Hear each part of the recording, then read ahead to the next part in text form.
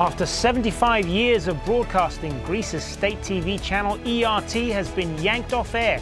The government says it's part of its cost-cutting measure to get the economy back on track. So what does this latest crisis mean for Greece and its bailout obligations? This is Inside Story.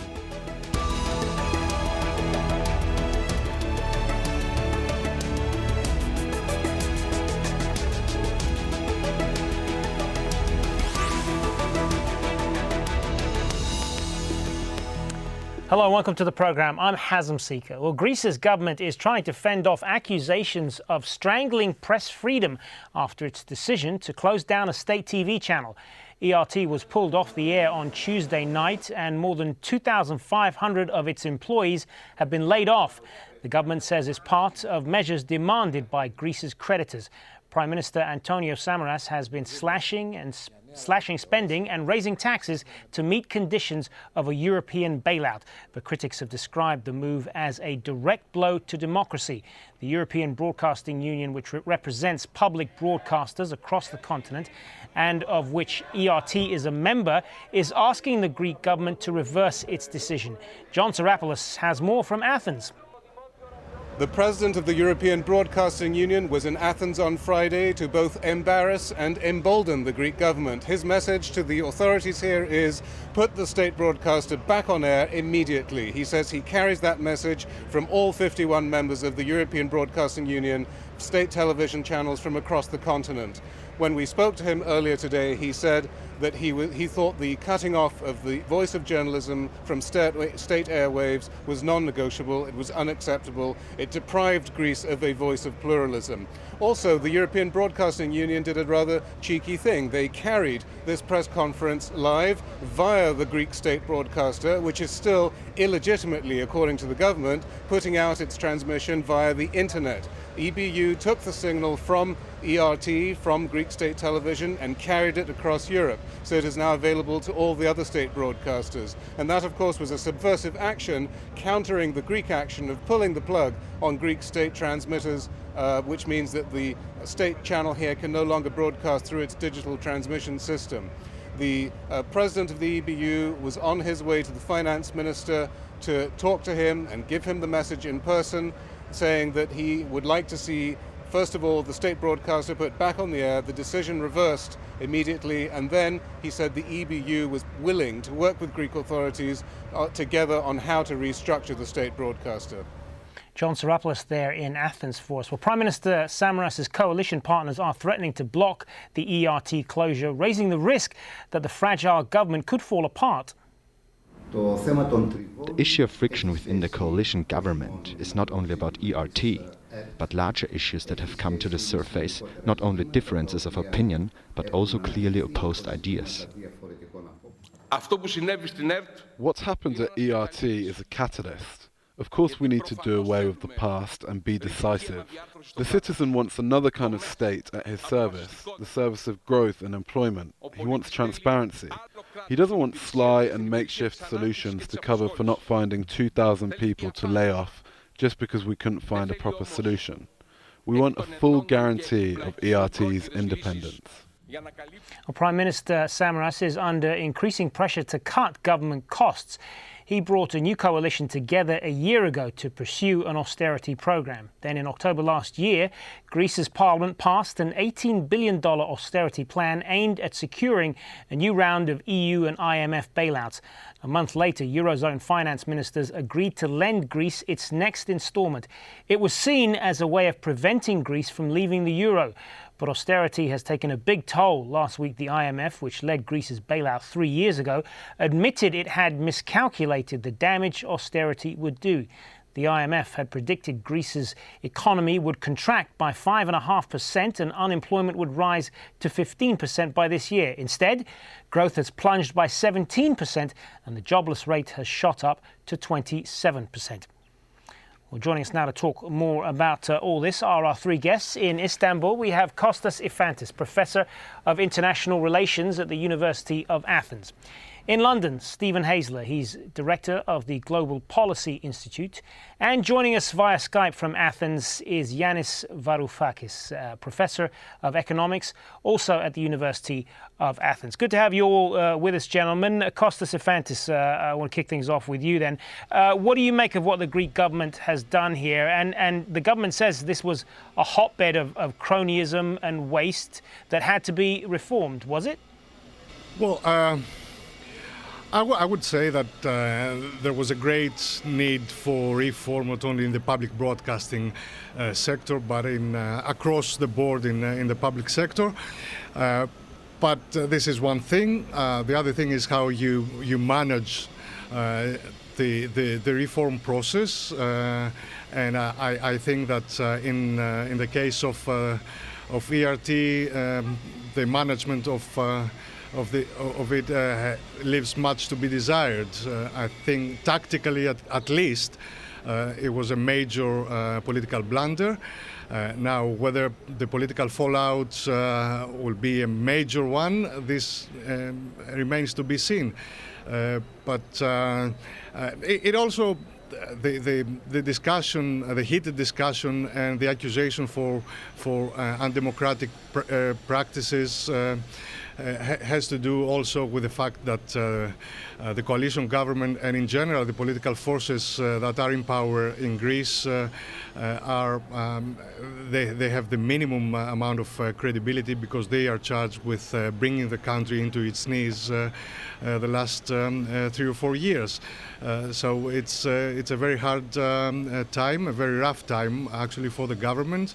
I think it could have handled the issue in a different way. But as I said, as far as the political fallout, when you say in a different way, not as drastically as the way they have done it.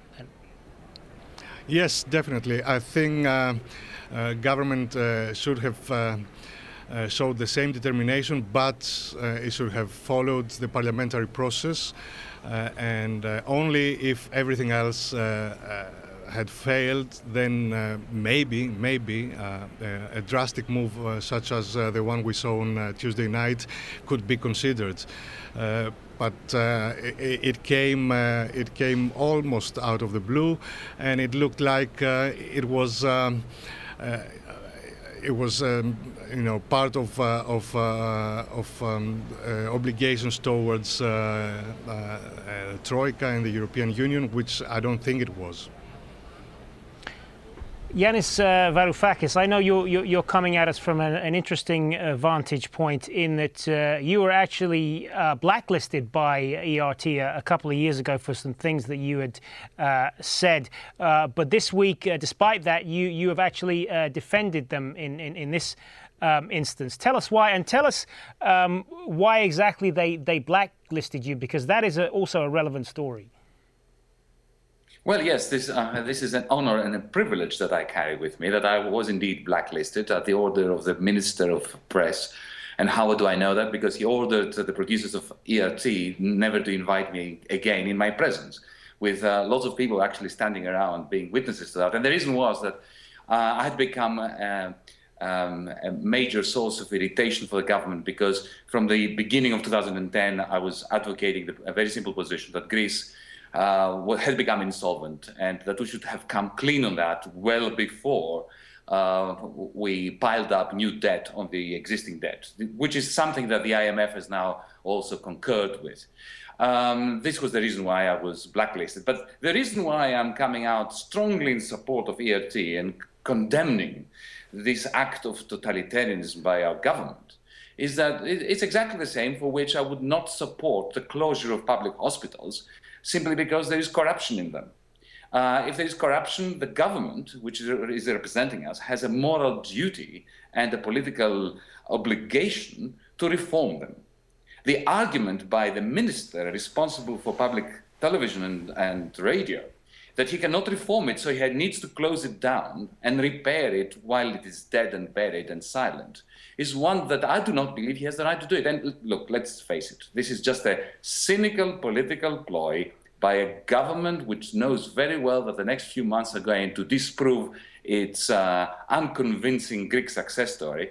They're polarizing the electorate through this. They're using a public service and the public good as part of the political football in order to reinforce their waning position. And give us a sense as well of the importance that ERT has within the Greek society, because it is an institution that has often been criticised, it's frequently loathed, but it's also one that many Greeks depend on, isn't it? Entirely, especially in the regions. Look, it is the BBC of Greece. There is a network of television channels, but also regional radio stations. A website. The Greek diaspora is being informed by the satellite service, the equivalent of BBC World Service and World and Al Jazeera. We love to hate it, but it's part and parcel of our heritage. Don't forget that up until 1989, it was the complete and utter monopoly of television and radio. So we all grew up hating it because it was the instrument of propaganda by the state. But our hope has always been of reforming it.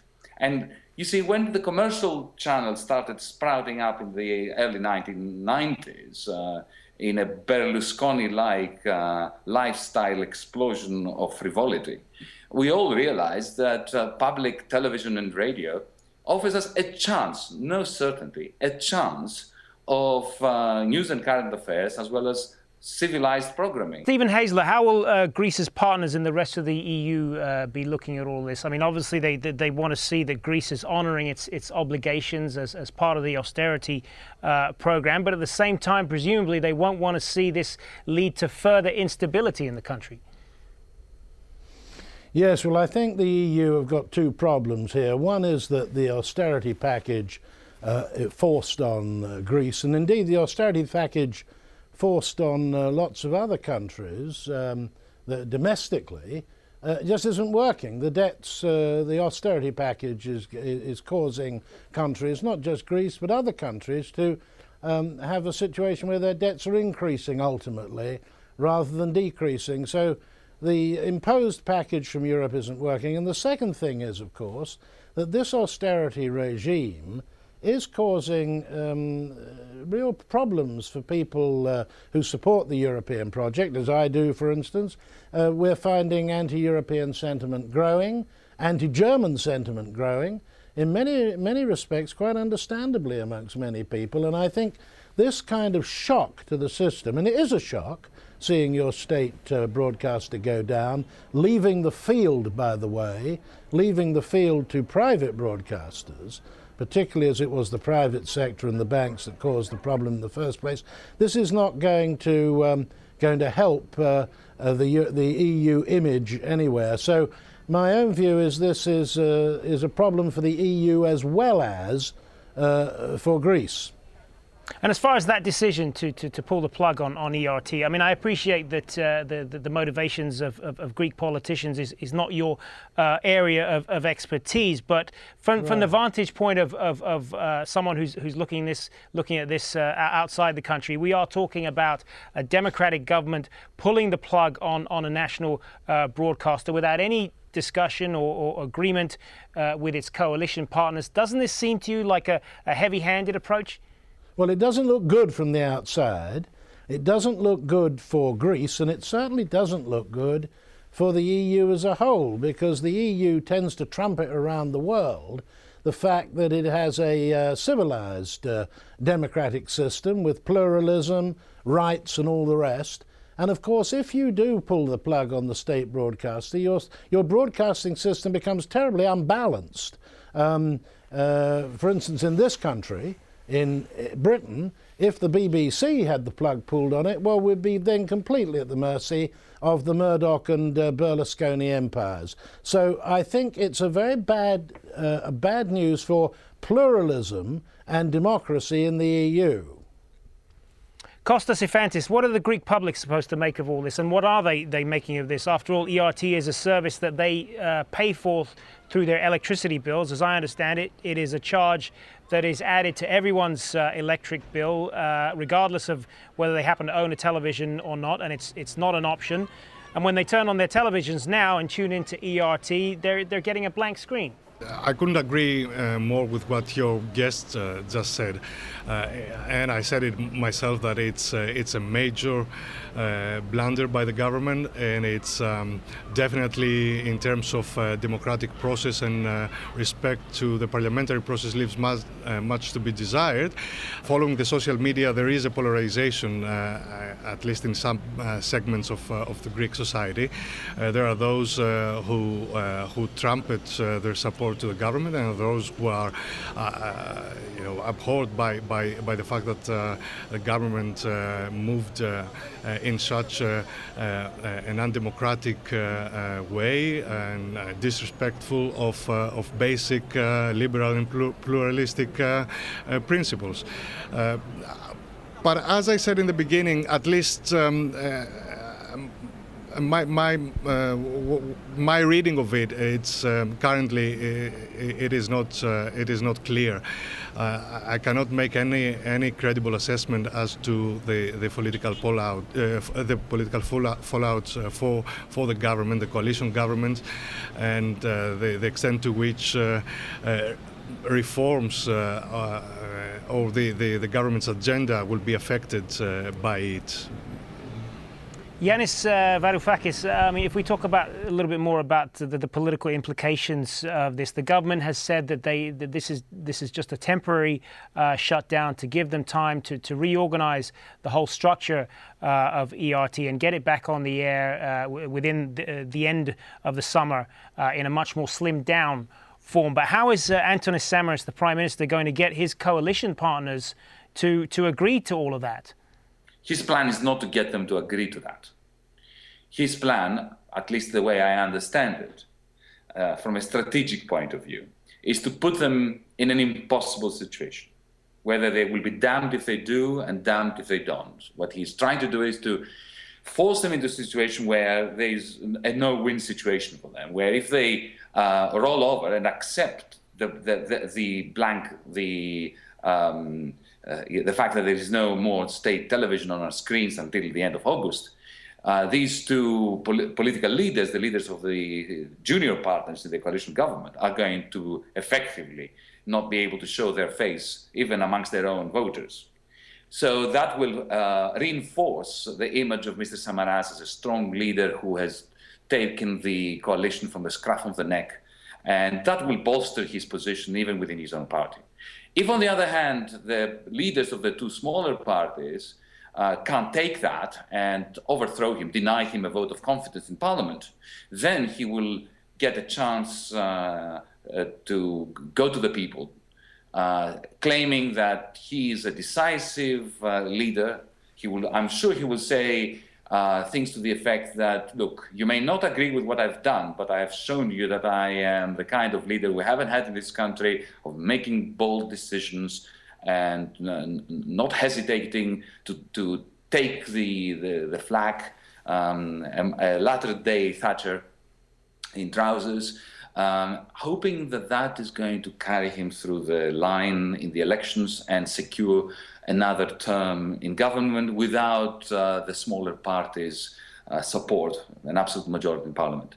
There's a risk involved in that. But then again, if he didn't do something of this sort, he would have to do it in November or December, when the Greek social economy will be in a far worse state than it is now, and then he would have lost for sure.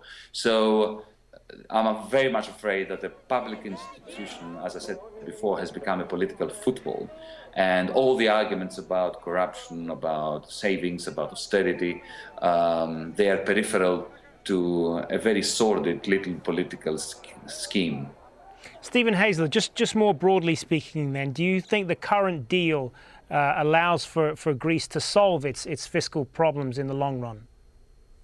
No, this is the basic problem we have in the European Union, that the agreement with Greece set up by the Troika doesn't solve the fundamental problem it was out to solve, which was to help Greece get out of its debt situation.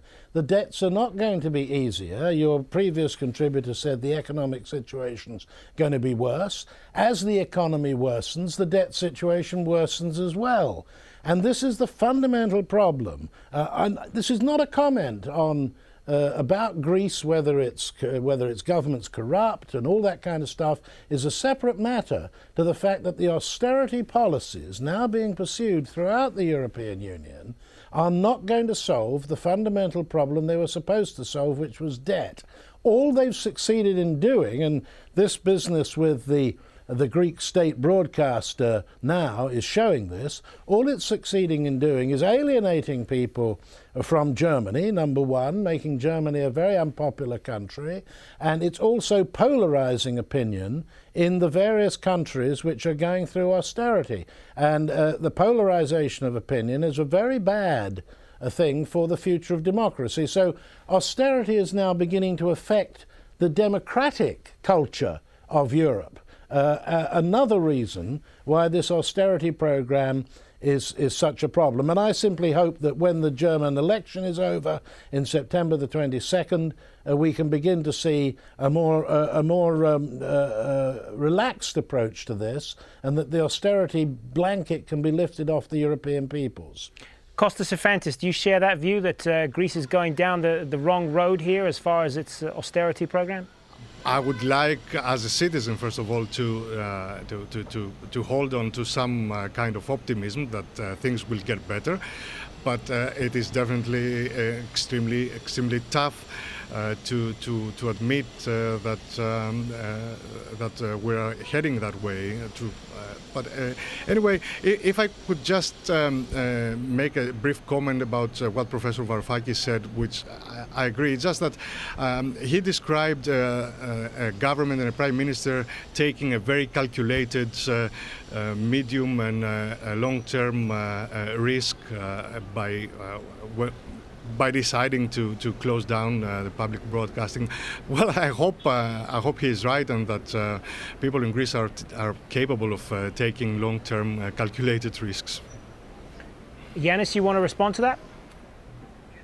People in Greece are certainly capable, and some of the advisors of our prime ministers, however inane our prime ministers might be, are strategic thinkers. But I want to go back to the major issue that you asked another speaker tonight about the connection between this event and the austerity policies. Look, it's very simple.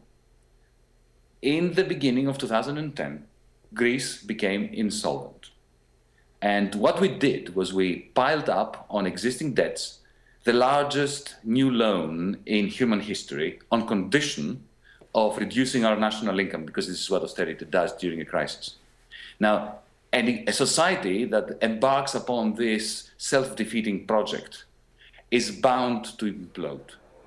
And then the political regime that wants to remain consistent and respectful of the German position, that what we need to do is we need therapy through doing penitence and through cutting, is forced by circumstances to become increasingly authoritarian and to try to pull these strategic and tactical rabbits out of a hat. And that, of course, is not long-term strategic thinking. It's just petty-minded tactical behavior, which is never going to work in an economy and in the eurozone, which is imploding. Stephen Haseler, I saw you nodding in agreement to some of that. I'll give you the last word here, just in the 30 seconds that we got left. Well, I think there comes a time in austerity programs with unemployment rising and debts increasing where some governments will look to increasing authoritarian measures. I agree with your last commentator on that. And we may, I'm not an expert on Greece, so I say this with a big may, we may have seen the beginning of an authoritarian strain now in one of the European countries. And of course, if this continues in Spain and Italy, we may see it there as well.